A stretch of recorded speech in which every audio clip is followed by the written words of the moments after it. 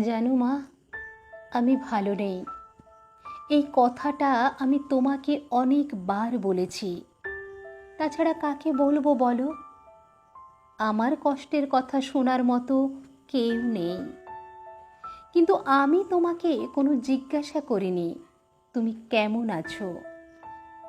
জানো মা, যখন তুমি চিকেন রান্না করতে তখন আমাদের ভালো ভালো চিকেন পিসগুলো খেতে দিতে, আর যেগুলো পড়ে থাকতো সেগুলো তুমি খেতে। আমি কিছুটা অবাক হতাম আর মনে মনে ভাবতাম কি করে তুমি খাও। আমি একদিন জিজ্ঞাসাও করেছিলাম, এগুলো খাও কি করে মা? তুমি উত্তর দিয়েছিলে, ওইগুলো তুমি খেতে ভালোবাসো। আজ বুঝতে পারছি কেন ওইগুলো খেতে ভালোবাসতে। কারণ আজ আমিও মা। জানো মা, যখন আমি রাগ করে খেতাম না, আমাকে তোমরা কত খেতে ডাকতে। আমি রাগ করে শুয়ে থাকতাম। আর এখন আমার রাগের কোনো মূল্য নেই। আমি খাই বা না খাই, কার কি এসে যায়। জানো মা, তুমি বলতে তুমি নাকি মাছের লেজাটা বেশি খেতে ভালোবাসো। আজ বুঝতে পারছি ওই লেজাটাই তোমার কপালে জুটত।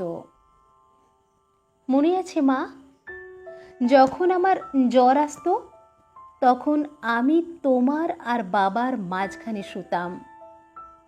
তুমি আর বাবা সারা রাত মাথায় হাত বুলিয়ে দিতে। আজ মাথায় হাত বুলিয়ে দেওয়া তো দূরের কথা, মাথায় হাত দিয়ে কতটা জ্বর আছে সেটা দেখার কেউ নেই। আমি যন্ত্রণায় ছটফট করছি মা। এসেছিলাম তোমাদের ছেড়ে সুখের সংসার করতে।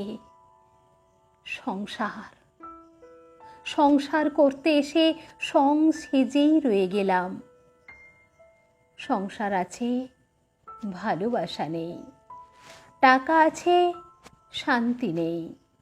সবই যেন কেমন ম্রিয়মাণ।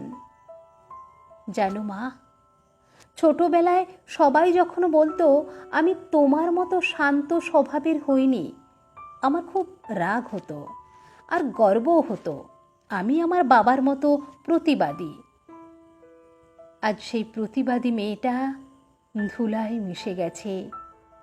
সবাই খুশি তো মা? জানো মা, আমি যখন জোর করে হাসতাম, বাবা তখন বোকা দিয়ে বলতো মেয়েদের জোর করে হাসতে নেই। আজ আমি হাসতে ভুলে গেছি মা। এখন আমার হাসতে ভয় হয়, নতুন কোনো অজানা অশান্তির আশঙ্কায়। জানো মা, আগে যেমন সবাই বলতো মানিয়ে নে মা, এখন আমার ছেলে বলছে আমার জন্য একটু মানিয়ে নাও না মা। মা, আমাদের কি শুধু মানিয়ে নিতে হবে? আমাদের কি কোনো নিজস্বতা নেই? আমাদের কি ক্লান্তি বলে কিছু নেই? আমাদের কি শান্তি বলে কিছু নেই? কে এই প্রশ্নের উত্তর দেবে মা? জানো মা, মনে হয় কোথাও গিয়ে চিৎকার করে কান্না করি, বুকের ভিতরটা হালকা করার জন্য। মা, আমি কান্না করতে ভুলে গেছি।